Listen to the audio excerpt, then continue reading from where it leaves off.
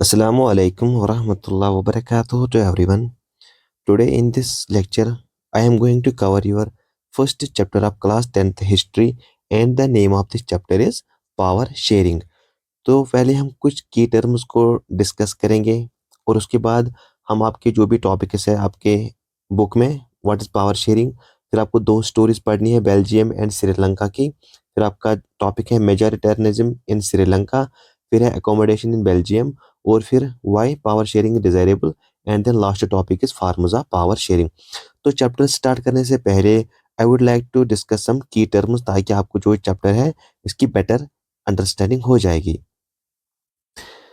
तो फर्स्ट जो आपका जो टर्म यहाँ पर है वो है ethnic group. What do you mean by ethnic word? Ethnic से हमें ये समझना चाहे कि वो लोग जिनका जिनकी एक लैंग्वेज होती है, एक कल्चर होता है, सेम कल्चर होता है, सेम रिलीजन होता है, सेम लैंग्वेज होता है, और वो उस बेसिस पे अपने आप को दूसरों से डिफरेंशिएट करते हैं कि उनको लगता है कि हम अलग हैं। सपोज हम हिंदी बोलते हैं तो हम हिंदी लोग क्या है अलग है, हम तमिल बोलते हैं तो हम तमिल लोग क्या है अलग है, हम कश्मीरी बोलते हैं हम कश्मीरी लोग क्या है अलग है बाकी बोलने वाले लोगों से। सपोज हम ये भी फील कर सकते हैं एथनिक ग्रुप में कि हम मुस्लिम्स हैं, हम हिंदू से अलग है, तो that means people who share the same language, culture, religion और हिस्ट्री।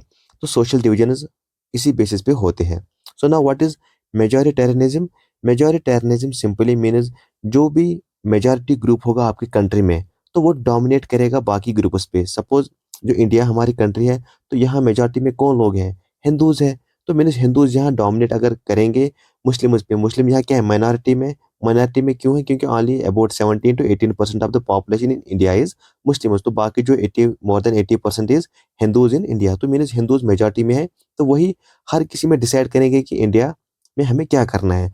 तो जो माइनॉरिटीज है, मुस्लिम्स है, सिख्स है, बुद्धिज्म है, जैनिज्म है, उनको इग्नोर किया जाएगा। So that means majoritarianism. When a majority group और community decides everything in your country, और जो इग्नोर किया जाएगा माइनॉरिटीज को, ठीक है। तो दैट इज मेजॉरिटेरियनिज्म जो श्रीलंका में हुआ था, वही हम पढ़ेंगे चैप्टर में आगे। So now what is accommodation? Accommodation simply means आप कुछ स्पेशल अरेंजमेंट्स कर रहे हो, आप कुछ ऐसा कर रहे हो ताकि जो लोग हैं उनमें कोई कन्फ्लिक्ट ना आ जाए, तो वही आपकी स्पेशल अरेंजमेंट यहाँ पर है। तो जैसे आपके बेल्जियम ने किया, उन्होंने कौन से स्पेशल अरेंजमेंट्स किए? उन्होंने जो पावर है उसको शेयर किया डिफरेंट ग्रुप्स में, ताकि हर कोई लैंग्वेज सेफ रहे, हर कोई कल्चर सेफ रहे। कोई एक कल्चर ये ना समझे, कोई एक लैंग्वेज वाला ग्रुप बोलने वाला ये ना समझे हम ही ज्यादा है, हम ही डोमिनेट है, नहीं। हर कोई फील करना चाहिए हम इक्वल है। So that is accommodation. आप कुछ वैसे अरेंजमेंट्स बना रहे हो। और जो लास्ट टर्म है वो क्या है? Community government. Community government simply means वो गवर्नमेंट जो किस पे बेस पे बनी होगी? आपके अलग लैंग्वेज पे, आपके अलग रिलीजन पे, आपके अलग कल्चर पे। सपोज अगर हमारी जो यहाँ मुस्लिम्स हैं, हम क्या बोलते हैं? सपोज हम हिंदी बोलते हैं, हम बोलेंगे हिंदी के लिए अलग गवर्नमेंट होना चाहिए। अब जो संस्कृत बोलते हैं उनके लिए हम अलग गवर्नमेंट बनाएंगे। अब जो तमिल बोलते हैं उनके लिए हम अलग गवर्नमेंट बनाएंगे। तो जब हम अलग रिलीजन पे, अलग लैंग्वेजेस पे उनको पावर्स दिए जाएंगे, उस लैंग्वेज को अलग पावर्स दिए जाएंगे, तो हम उसको बोलते हैं कम्युनिटी गवर्नमेंट। सिंपली मीन्स जो संस्कृत बोलने वाले हैं उनको हम अलग पावर देंगे, वो संस्कृत का देखेंगे। हिंदी वाले लोग हैं उनको हम अलग पावर्स देंगे, तो मीन्स हम पावर शेयर करेंगे on the basis of language, religion और कल्चर। सपोज अगर हम बोलेंगे मुस्लिम्स के लिए अलग गवर्नमेंट होनी चाहिए, तो that is called community government. अब हम आएंगे आपके टॉपिक्स में। तो जो पहला आपका टॉपिक है इस चैप्टर में वो सिंपली है व्हाट, पहले हम समझेंगे what is power sharing. Power sharing क्या है? पावर शेयरिंग सिंपली मीन जब आप पावर डिवाइड करते हो डिफरेंट ग्रुप्स में या इंस्टीट्यूशंस में, ताकि कोई एक ग्रुप डोमिनेट ना करे, ताकि किसी एक के पास सारे पावर्स ना रहे। अब ये पावर शेयरिंग करना जरूरी क्यों है? जरूरी इसलिए है, अब कोई भी कंट्री देखो, जो सोसाइटी है वो डाइवर्स है। डाइवर्स मीन्स बहुत सारे रिलीजन है आपकी कंट्री में, बहुत सारे बोलने वाले लोग हैं, बहुत सारे डिफरेंट लैंग्वेजेस हैं, बहुत सारे कास्ट है आपके एक ही कंट्री में, बहुत सारे कल्चर्स है। तो मीन्स आपकी जो सोसाइटी है वो डाइवर्स है। अगर हम पावर शेयर नहीं करेंगे तो जो माइनॉरिटीज में बोलने वाले होंगे, कुछ जो रिलीजन होगा माइनॉरिटी में, तो मे बी उसको इग्नोर किया जाएगा। तभी हमें पावर शेयर करना जरूरी है। यहाँ जो वही लिखा है, if one group controls everything others feel ignored. Suppose अगर हम बोलेंगे जो हिंदी यहाँ पे हिंदूज क्या है वो मेजॉरिटी में है, अगर हम इनको पावर्स देंगे तो बाकी जो माइनॉरिटीज है ये क्या फील करेंगे? हमें इग्नोर किया जा रहा है। तो इससे क्या होगा? कंट्री में कन्फ्लिक्ट होगा। जब कन्फ्लिक्ट होगा तो टेंशन बढ़ जाएंगे, टेंशन बढ़ जाएंगे तो आपकी कंट्री में एक वार की सिचुएशन जैसी स्टार्ट हो जाएगी। तो अब हमें पढ़ना है case studies. Case studies Belgium and Sri Lanka दोनों कंट्रीज की आपको कहानी पढ़नी है, स्टोरी पढ़नी है। यहाँ से आपको एक्चुअल कहानी पता चलेगी। तो पावर शेयर करना जरूरी क्यों है? यहाँ पर एक कंट्री पावर शेयर करती है, वो अमन के साथ रहती है, यूनिटी रहती है। एक कंट्री यहाँ पर पावर शेयर नहीं कर पाती है, तो वहां पर कॉन्फ्लिक्ट्स होते हैं, और कॉन्फ्लिक्ट्स क्या लीड करते हैं आप उस कंट्री में? Civil war. Suppose Belgium power share करता है तो इसमें सिचुएशन नॉर्मल रहती है, पीस रहता है। श्रीलंका पावर शेयर नहीं करता है तो वहां पर हंगामा होता है, सिविल वार होता है। तो यहाँ से आपको पता चलेगा पावर शेयर करना जरूरी क्यों है। तो जो पहला है वो है बेल्जियम। ये एग्जाम्पल है किसकी? पावर शेयरिंग की। एग्जाम्पल है बेल्जियम की पावर शेयरिंग की। तो बेल्जियम जो कंट्री है, सपोज आप इसको समझो ये बेल्जियम है, ये एक यूरोपियन कंट्री है। यूरोपियन कंट्री मीन जो यूरोप के देश, जो यूरोप कंटिनेंट है, वहां पर एक छोटी सी कंट्री है, जो हमारी आप समझो कि हरियाणा जो स्टेट है उसके जैसे उसका एरिया है, उससे कम ही है, और पॉपुलेशन भी अराउंड यही 2 करोड़ समथिंग है। तो जो ये बेल्जियम अब कंट्री है, सपोज आप यहाँ पर जो अफ्रीका कंटिनेंट है, आपका अफ्रीका कंटिनेंट है, यहाँ पर पुर्तगाल यूरोप का, यूरोप की कंट्री है। यहाँ पर आपका स्पेन है, स्पेन कंट्री। यहाँ पर आपका फ्रांस है। यहाँ पर आपका जर्मनी है। यहाँ पर आपका नीदरलैंड है। यहाँ पर आपका ल्यूसमबर्ग है। तो ये इसके सराउंडिंग कंट्रीज है, ये आपको थोड़ा आइडिया होना चाहिए, ठीक है। अब हम यहाँ से पढ़ेंगे। तो जो है आपका बेल्जियम था, ये बेल्जियम कंट्री है। ये क्या है? Belgium country. तो जो इसका नॉर्थ पोर्शन है उसको हम बोलते हैं फ्लेमिश। जो नॉर्दर्न रीजन है उसको हम बोलते हैं फ्लेमिश रीजन, और जो साउदर्न रीजन है उसको हम बोलते हैं वेलोना और वेलोनिया रीजन। तो जो ये फ्लेमिश रीजन था, इसमें कौन लोग थे, कौन लैंग्वेज बोलने वाले लोग थे? 59% वेर डच स्पीकर्स। यानी जो डच एक भाषा है उसको बोलने वाले इस रीजन से कितने बिलोंग करते थे? 59%। अब जो वेलोनिया रीजन था उसमें फ्रेंच बोलने वाले लोग रहते थे, उनका कंपोजिशन कितना था? 40%। तो अब जो 1% है मीन 59%, तो फ्लेमिश रीजन में डच बोलते थे। साउदर्न रीजन, वेलोनिया रीजन जो है उसमें फ्रेंच बोलने वाले 40% लोग थे। अब 1% बचता है, वो आपका, वो जर्मनी आपका बोलता है। उनकी लैंग्वेज क्या है? जर्मनी। क्योंकि इस साइड से क्या है? इस साइड से जर्मनी है, तो 1% वाज जर्मनी। तो मिनी जो है बेल्जियम है, इसमें इतने कंपोजिशन है, इतने कंपोजिशन मीनी लैंग्वेज के बेसिस पे डिवाइड है लोग। इस साइड में क्या है? डच बोलने वाले, इस साइड से क्या है? फ्रेंच बोलने वाले। अब जो बेल्जियम की कैपिटल सिटी है, जो बेल्जियम की कैपिटल सिटी है उसको हम बोलते हैं ब्रुसेल्स, उसको हम बोलते हैं ब्रुसेल्स। अब उसमें भी डिवीजन है। जो कैपिटल, सपोज जब जैसे हम बोलते हैं इंडिया की कैपिटल सिटी क्या है? वो दिल्ली है, तो वैसे ही बेल्जियम की कैपिटल सिटी थी ब्रुसेल्स। इसमें भी डिवीजन था इतने कंपोजिशन बेस पे। इसमें 80% जो लोग थे, इसमें जो 80% लोग थे वो बोलते थे फ्रेंच, और जो 20% लोग थे वो बोलते थे डच। तो यहाँ पर रिवर्स इशू है, उल्टा इशू है। जब हम कंट्री की बात करेंगे तो डच मेजॉरिटी में है। जब हम पूरी कंट्री की बात करते हैं तो डच क्या है? मेजॉरिटी में। लेकिन जब हम कैपिटल सिटी की बात करते हैं तो मेजॉरिटी में कौन है? फ्रेंच लोग बोलने वाले। अब इशू क्या था यहाँ पर? इवन तो कंट्री में डोमिनेशन किन की ज्यादा थी? डच की। मीन 59% डच तो ज्यादा है, 40% क्या है? फ्रेंच बोलने वाले लोग। बट जो ये फ्रेंच थे, this was the rich class, elite class, ये अमीर लोग थे, और ये पढ़े लिखे एजुकेटेड क्लास था। जो फ्रेंच थे इनके पास पावर्स बहुत ज्यादा हुआ करते थे, तो इनमें एजुकेशन ज्यादा डेवलप हुआ, इनमें इकोनॉमिक डेवलपमेंट ज्यादा हुआ। तो जो ये अब ये डच लोग थे, इन्होंने बोला कि हमें इग्नोर किया जा रहा है, क्योंकि खाली जो डेवलपमेंट से एजुकेशन वो किनको मिल रही है? वो फ्रेंच लोग जो है उनको मिल रही है। हम जो डच बोल बोल रहे हैं, हमें इग्नोर किया जा रहा है अपने बेल्जियम कंट्री में। तो जब ये सब हुआ तो इसकी वजह से क्या हुए? टेंशन्स बढ़ गए, टेंशन्स बढ़ गए बेल्जियम कंट्री में। तो फिर सोल्यूशन क्या है? अब इस टेंशन को ठीक कराने के लिए बेल्जियम एक सोल्यूशन सोचती है। तो वो अपने कॉन्स्टिट्यूशन को 4 बार चेंज करती है। 1970 से लेके 1993 तक जो बेल्जियम है, ये अपने कॉन्स्टिट्यूशन को 4 बार अमेंड करती है। अमेंड में चेंजेस लाता है अपने कॉन्स्टिट्यूशन में। क्यों? क्योंकि बेल्जियम का एम था कि हमें हार्मनी के साथ रहना है, हमें यूनिटी के साथ रहना है। तो तभी जो बेल्जियम था इसने बोला हम कॉन्स्टिट्यूशन में चेंज करेंगे, ताकि जो इथिकल इथनिक डिवाइड हो रहा है हमारे कंट्री में on the basis of language, ये ना हो। जो टेंशन हो रहा है इसकी वजह से, ये ना ही हो हमारे कंट्री में, हम वैसा कॉन्स्टिट्यूशन बनाएंगे। तो ये पहला स्टेप क्या लेते हैं कॉन्स्टिट्यूशन में? ये पहला स्टेप क्या करती है बेल्जियम? ये बोलते हैं जो भी सेंट्रल गवर्नमेंट होगा, जो भी सेंट्रल गवर्नमेंट होगा वहां पर हम इक्वल मिनिस्टर्स रखेंगे। डजेंट मैटर कि यहाँ डच की मेजॉरिटी ज्यादा है, फ्रेंच की कम है, या यहाँ पर फ्रेंच जो क्लास है अगर उनकी मेजॉरिटी कम है बट वो पावरफुल क्लास है, नहीं। सेंट्रल गवर्नमेंट जो भी पोस्ट्स होंगे वहां पर इक्वल ऑफ मिनिस्टर्स होंगे। सपोज अगर यहाँ पर 3 मिनिस्टर्स है फ्रेंच के, तो हम 3 मिनिस्टर्स रखेंगे यहाँ डच की भी सेंट्रल गवर्नमेंट। तो ये तो एक फीचर था। दूसरा क्या था, community government for each language group. उन्होंने बोला कि जो भी लैंग्वेज ग्रुप है हम इनको अलग से पावर्स देंगे, हर एक लैंग्वेज को सेपरेटली हम इनको पावर देंगे, जो उस लैंग्वेज के लिए खुद अपनी लैंग्वेज के लिए कम्युनिटी गवर्नमेंट्स बनाएंगे। सपोज यहाँ पर डच है, इनको बोला गया कि आप अपनी डच के लिए अलग गवर्नमेंट बनाओ, फ्रेंच वालों को बोला आप अपनी लैंग्वेज के लिए अलग गवर्नमेंट बनाओ। तो वही यहाँ पर भी हुआ ब्रुसेल्स में, जो कैपिटल सिटी थी, वहां पर भी फ्रेंच वालों लोगों को बोला आप अपने लिए अलग गवर्नमेंट बनाओ। तो जो ये 20% डच बोलते थे उनको भी बोला आप अपने लिए अलग गवर्नमेंट बनाओ। तो मैंने जहाँ पर कम्युनिटी गवर्नमेंट्स को बनाया गया फॉर ईच लैंग्वेज ग्रुप, तो वो फिर उस लैंग्वेज के बेस पे डिसाइड करेंगे हमें अपनी लैंग्वेज को क्या करना है, कौन से स्कूलेज है, जो उनका रिलीजन होगा उसकी प्रोटेक्शन करेगा वही कम्युनिटी गवर्नमेंट। अब उनको सेंट्रल गवर्नमेंट से कुछ लेना देना नहीं है, क्योंकि ये जो लोकल इश्यू है उनका लैंग्वेज का वो खुद ही देखेंगे। इवन सेंट्रल गवर्नमेंट है वहां पर, लेकिन अब जो लैंग्वेज के रिगार्डिंग जो भी उनका इशू होगा उसके लिए उनका खुद गवर्नमेंट अब डिसाइड करेगा। और क्या हुआ, फेडरलिज्म। फेडरलिज्म सिंपली मीनिंग जब आपके कंट्री में एक से ज्यादा पावर शेयर किया जाएगा, मीनिंग या तो दो के पास पावर होगा, दो डिवीजन पावर होगा, या तो तीन होगा। सपोज मैक्सिमम क्या है, टू डिवीजन, लेकिन जो हमारा इंडिया है वहां पर थ्री डिवीजन में फेडरलिज्म है। एक तो सेंट्रल है, स्टेट है और लोकल गवर्नमेंट है, ठीक है।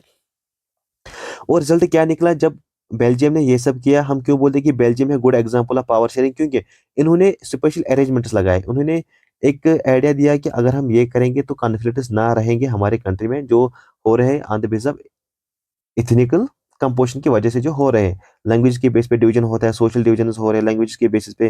तो रिजल्ट क्या निकला, जो बेल्जियम था उसमें पीसफुल सोसाइटी रही और यूनिटी बरकरार रही। ये आपको याद रखना कि बेल्जियम की स्टोरी क्या रही थी। अब हम पढ़ेंगे कि श्रीलंका। श्रीलंका हम क्यों बोलते हैं कि ये बैड बैड एग्जांपल है पावर शेयरिंग की, क्योंकि इसने पावर शेयर नहीं किया। अगर ये भी पावर शेयर कर दी तो मे बी श्रीलंका में भी कोई सिविल वार नहीं होता है। आप समझो ये श्रीलंका है आपका, इसमें 74% जो है वो सिन्हलीज है। सिन्हलीज मीन्स वहां पर जो एक लैंग्वेज है उनको बोलते हैं सिन्हलीज। जैसे हम बोलते हैं इंडिया में तमिलीज है, हिंदीज है, ऐसे जो जैसे कश्मीर में कश्मीरी है, तो वहां श्रीलंका में कौन थे, 74% ऑफ पॉपुलेशन वायर सिन्हलीज। तो इनका रिलीजन क्या था, बुद्धिस्ट। तो इनका रिलीजन क्या है, बुद्धिस्ट। तो ये था श्रीलंका का। हम कंपोजिशन पढ़ रहे हैं, आपकी श्रीलंका जो कंट्री है उनका कंपोजिशन क्या है, इथनिक कंपोजिशन, ठीक है, on the basis of language. अब जो 18% है, 18% आपका है तमिल।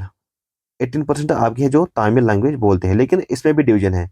एक तो श्रीलंकन तमिल है, जो श्रीलंका के लोग हैं वो भी तमिल बोलते हैं, एक तो वो है। और जो इंडियन तमिल है, दूसरा क्या है, इंडियन तमिल। ये इंडियन तमिल के जो इंडियन लोग हैं ये क्या कर रहे हैं श्रीलंका में, इनका कंपोजिशन है 13%, इनका कंपोजिशन है 15%, और ये टोटल मिला के बनता है आपका 18%। जब यहाँ ब्रिटिश थी, उन्होंने कुछ लोगों को बाय फोर्स लिया गया था श्रीलंका में फॉर टी प्लांटेशन, तो फिर कुछ लोग वहीं पे रह गए इंडिया के। तो फिर जब श्रीलंका आज़ाद हुआ 1948 में, तो फिर कुछ लोग श्रीलंका में ही पड़े रहे, और वही लोग हैं जो श्रीलंका में तमिल बोलते हैं, जिनको हम बोलते हैं इंडियन तमिलिस्ट, ठीक है। और यहाँ पर अब 8% आपका पेंडिंग रहता है, तो वो आपके क्रिश्चियंस हैं। क्रिश्चियंस वो है जो आपके दोनों लैंग्वेजेस बोलते हैं। ये सिन्हलीज भी बोलते हैं, इनकी लैंग्वेज सिन्हलीज भी है और तमिल भी है, लेकिन इनका रिलीजन क्या है, क्रिश्चियन है। तो इनका रिलीजन क्या है, बुद्धिस्ट है। इनका रिलीजन क्या है, ये तो हिंदूज भी है और मुस्लिम्स भी है। इनका रिलीजन दोनों है, हिंदू और मुस्लिम्स। तो ये था आपका श्रीलंका का डिवीजन, इथनिक डिवीजन कैसे हुआ। अब इंडिया जो श्रीलंका है इसकी आज़ादी कब होती है, 1948 में आपका श्रीलंका को आज़ादी मिलती है ब्रिटिश से, ठीक है। तो फिर जब जो श्रीलंका में गवर्नमेंट बनती है तो वो फेवर करती है सिन्हलीज को, क्योंकि जो मेजॉरिटी पॉपुलेशन क्या थी श्रीलंका में, सिन्हलीज थी, जो सिन्हलीज लैंग्वेज बोलने वाले लोग थे। तो अब मीन्स जो अब जो गवर्नमेंट है वहां पर मेजॉरिटी किनकी है, इन्हीं लोगों की, सिन्हलीज की मेजॉरिटी है आपके गवर्नमेंट में। तो ये जब डेफिनेटली जब हम क्यों पढ़ते हैं मेजॉरिटेरियनिज्म श्रीलंका, जो आपका टॉपिक है, मीन्स श्रीलंका में जो मेजॉरिटेरियनिज्म है उन्होंने डोमिनेट किया श्रीलंका में, तो वही यहाँ पर उन्होंने किया। टॉपिक का सिंपल जो आपका टॉपिक यहाँ पर है, मेजॉरिटेरियनिज्म श्रीलंका, मीन जो मेजॉरिटी कम्युनिटी थी वहां श्रीलंका में, उन्होंने वहां पर डोमिनेट किया, इन्फ्लुएंस किया श्रीलंका में, ठीक है। तो जब गवर्नमेंट बनती है ये कुछ पॉलिसीज लाती है, जो सिन्हलीज की गवर्नमेंट है ये कुछ पॉलिसीज लाती है आपके श्रीलंका में। तो पहली जो होते हैं ये बोलता है कि जो सिन्हाला लैंग्वेज है उसको कहा जाता है अभी ऑप्शनल लैंग्वेज रहेगी श्रीलंका में। तो ये नंबर 1 पॉइंट था। दूसरा क्या था, जो भी जॉब्स है और यूनिवर्सिटी में जो भी सीट्स रहते हैं उनकी ज्यादा प्रेफरेंस किनको मिलेगी, सिन्हलीज को। तो ये था दूसरा मीनिंग, जहाँ पर माइनॉरिटीज को इग्नोर किया जा रहा है। माइनॉरिटीज यहाँ पर कौन है, लाइक तमिलिस है, इनको इग्नोर किया जा रहा है। तो रिजल्ट क्या निकला इसका? तमिल कम्युनिटी फेल्ट इग्नोर्ड, उनको लगा कि हमें इग्नोर किया जा रहा है। तो जब इग्नोर किया गया, इन्होंने बोला हम प्रोटेस्ट करेंगे। जब उन्होंने ज्यादा प्रोटेस्ट किया, क्योंकि जो इनकी डिमांड थी, जब तमिल लोगों ने कोई डिमांड्स की कि हमें इक्वलिटी चाहिए, यहाँ जो तमिल है इसको भी आप ऑप्शनल लैंग्वेज करार दो, और हमें भी जॉब्स प्रोवाइड करो, हमें भी सीट्स मिलने चाहिए अपनी यूनिवर्सिटीज में। बट वो जब सिनेहलिस गवर्नमेंट ने उनकी डिमांड्स नहीं सुनी, तो तमिल लोगों ने क्या किया, प्रोटेस्ट। जब प्रोटेस्ट ज्यादा हुए तो श्रीलंका में सिविल वार हुआ बिटवीन दीज लैंग्वेज ग्रुप्स। तो ये थी आपकी जो बैड एग्जांपल है, क्योंकि हमें यहाँ से आप पता चला पावर शेयर करना जरूरी क्यों है। जैसे बेल्जियम एक चालाक कंट्री है, उन्होंने पावर शेयर किया तो कोई वार सिचुएशन तो नहीं हुई, वहां लोग अमन के साथ रहे, यूनिटी रही कंट्री में। लेकिन श्रीलंका ने वो सब नहीं किया, तो यहाँ आप देखो सिविल वार हुआ। तो इसलिए हम बोलते हैं कि पावर शेयर करना जरूरी है। तो अगला टॉपिक आपका वही है, why power sharing is desirable. ठीक है, ये जरूरी क्यों है? इसके टू रीजन है। एक है prudential reason. Prudential reason simply means जो आप खुद मतलब प्रैक्टिकल है, आप अपनी माइंड, अपनी जो आपकी बुद्धि है उसकी आप सोच सोच से सोचो, आप प्रैक्टिकल सोचो। अगर हम पावर शेयर करेंगे, आप थोड़ा प्रैक्टिकल रीजन वो है कि आप खुद ही सोचो कि क्या ये सही है या गलत है। जब आप ये प्रैक्टिकली सोचते हो कि अगर हम पावर शेयर करेंगे तो डेफिनेटली कॉन्फ्लिक्ट्स नहीं होंगे, क्योंकि जब हम अगर 2-3 लैंग्वेजेस बोलने वाले लोग हैं, तो अगर हम उनको अलग अलग पावर्स देंगे हर एक लैंग्वेज को, तो वो खुद फील करेंगे कि हाँ हमारे पास पावर्स है, तो उनको ये नहीं लगेगा कि हमें इग्नोर किया जा रहा है। तो दैट मीन्स कॉन्फ्लिक्ट्स नहीं रहेंगे। जब कॉन्फ्लिक्ट्स नहीं रहेंगे तो कंट्री में क्या रहेगी, स्टेबिलिटी। जब स्टेबिलिटी होगी कंट्री में, तो कंट्री में क्या रहेगी, आपकी यूनिटी। सो यहाँ से आपका जो पावर शेयरिंग करना जरूरी क्यों है, एक तो ये है प्रोटेंशियल रीजन मीन प्रैक्टिकली रीजन से आप देखो, अपने माइंड से आप सोचो कि क्यों करना जरूरी है, वो है प्रूडेंशियल रीजन। दूसरा क्या है, दूसरा रीजन क्या है, moral reason. Moral reason means ethics, ethics और फेयरनेस। सिंपली आप ये समझो कि अरे आप कह रहे हो हम डेमोक्रेसी से हैं, हम डेमोक्रेटिक कंट्री हैं। जब डेमोक्रेटिक कंट्री है तो वहां पर इक्वेलिटी होनी चाहिए। हर कोई डिजर्व करता है कि मेरी रिप्रेजेंटेशन ऑफ गवर्नमेंट है, हर कोई डिजर्व करता है कि मैं भी कुछ बोलूं। तो जब आप वो सब पावर्स नहीं दोगे तो काहे की डेमोक्रेसी। तो अब यहाँ से आप इथिक्स मतलब इथिक्स आप फेयरली सोचो, जो मॉरलिटी है। अगर आप बोलते हो जैसे श्रीलंका श्रीलंका बोलते हैं कि हम डेमोक्रेसी से हैं, तो अगर आपके पास डेमोक्रेसी है तो पावर शेयर करना लाजिम बनता है। Power sharing is the spirit of democracy. तो इसलिए मॉरल रीजन क्या है, ये करना जरूरी क्यों है, क्योंकि democracy means equal equal rights. अगर डेमोक्रेसी से अगर आप कहते हो कि हम डेमोक्रेटिक कंट्री है, तो उसमें क्या होने चाहिए, इक्वल राइट्स। तो अगर आप माइनॉरिटीज को पावर नहीं दे रहे हो, तो कहाँ की डेमोक्रेसी, फिर तो आप डेमोक्रेटिक कंट्री हो ही नहीं। तो एवरीवन डिजर्व्स ए वॉइस। इसलिए हम बोलते हैं कि पावर शेयर करना जरूरी है, और ये दो रीजन है इसके। अब जो लास्ट टॉपिक है आपका इस चैप्टर का, वो है फॉर्म्स ऑफ पावर शेयरिंग। जो टाइप्स होते हैं पावर शेयरिंग के, उनके टाइप्स क्या है, चार। एक तो हॉरिजॉन्टल पावर शेयरिंग है। हॉरिजॉन्टल पावर शेयरिंग मीन्स एक ही लाइन में, सपोज यहाँ पर लेजिस्लेचर है, यहाँ पर एग्जीक्यूटिव है, यहाँ पर जुडिशरी है। तो तीनों के पास अपनी अपनी जगह हर कोई अपनी अपनी जगह पावरफुल है। जो आपका लेजिस्लेचर है वो भी अपनी जगह फील करता है मैं पावरफुल हूँ। एग्जीक्यूटिव जो है उसको भी अपनी जगह लगता है मैं पावरफुल हूँ। जुडिशरी भी अपनी जगह पावरफुल है। तो मीन्स यहाँ पर ये नहीं कि कोई किसी के पास पावर्स कम है, हर कोई अपनी जगह पावरफुल है। जैसे लेजिस्लेचर जिसमें आपका आता है parliament, parliament means Lok Sabha, Rajya Sabha और प्रेसिडेंट। तो this is the law making body means इसका काम है लॉ बनाना। तो एग्जीक्यूटिव क्या है, उन लॉज को इम्प्लीमेंट करना, एग्जीक्यूट करना। तो फिर जुडिशरी क्या है, जुडिशरी का काम है चेक करना और बैलेंस करना, क्या जो कानून बनाया है लेजिस्लेचर ने क्या वो सही है, किसी आर्टिकल को वायलेट मत करता है, क्या जो हमारा कॉन्स्टिट्यूशन है उसका बेसिक स्ट्रक्चर वायलेट मत होता है इस लॉ से। तो अगर नहीं हो रहा है तो जुडिशरी इसको पास करेगा, अगर वो वायलेट करता है तो जुडिशरी इसको रिजेक्ट करेगा। तो मीन्स हर कोई जगह अपनी अपनी जगह पावरफुल है। तो पार्लियामेंट लॉ बनाता है, गवर्नमेंट इसको एनफोर्स करता है, और कोर्ट्स इसको यानी जुडिशरी इसको चेक करता है। अब वर्टिकल डिवीजन पावर क्या है, वर्टिकली मीन्स ऐसे। तो यहाँ पर आपका सेंट्रल गवर्नमेंट होगा, यहाँ पर आपका स्टेट गवर्नमेंट होगा, यहाँ पर आपका लोकल गवर्नमेंट होगा। तो जो टॉप लेवल पे होगा उसके पास पावर ज्यादा होंगे, जो बॉटम लेवल पे होगा उसके पास पावर्स कम होंगे। तो मीन्स यहाँ पर सेंट्रल गवर्नमेंट पावरफुल होगा आपके वर्टिकल डिवीजन में। जो वर्टिकल डिवीजन ही है उसी को हम बोलते हैं फेडरल सिस्टम। जो vertical division of power sharing है उसको हम बोलते हैं फेडरल, जो आपका नेक्स्ट चैप्टर है स्वीक्स में। तो तीसरा क्या है, power sharing among different social groups. Among different social groups आप सिंपली ये समझना कि ये कम्युनिटी गवर्नमेंट है। मीन्स आप किसी सेपरेट लैंग्वेज को पावर्स दे रहे हो, किसी सेपरेट रिलीजन को पावर दे रहे हो, किसी सेपरेट कल्चर को आप पावर्स दे रहे हो कि आप अपनी लैंग्वेज के लिए आप कम्युनिटी गवर्नमेंट बनाओ। ठीक है। तो जैसे बेल्जियम में हमने पढ़ा, वहां पर डच लोगों को बोला कि आप अपनी लैंग्वेज के लिए अपनी गवर्नमेंट बनाओ, जिसको कहा गया कम्युनिटी गवर्नमेंट। फ्रेंच वालों को बोला कि आप जो फ्रेंच बोलते हैं उनको बोला गया आप अपनी लैंग्वेज के लिए अपना अलग गवर्नमेंट बनाओ, अलग पावर्स देंगे सेपरेट लैंग्वेजेस को। तो यह है क्या, पावर देना अमंग डिफरेंट सोशल ग्रुप्स, चाहे फिर वो रिलीजियस पे होगा, लिंग्विस्टिक मीन लैंग्वेज पे होगा, या कल्चरल ग्रुप्स पे होगा। मीन्स मुस्लिम्स को अगर आप बोल रहे हैं कि आप अपने लिए अलग गवर्नमेंट बनाओ, तो उसका नाम होगा कम्युनिटी गवर्नमेंट। अब लास्ट टाइप क्या है, अमंग पॉलिटिकल पार्टीज आप पावर दे रहे हो, प्रेशर ग्रुप्स में आप पावर दे रहे हो, या किसी मूवमेंट में आप पावर दे रहे हो।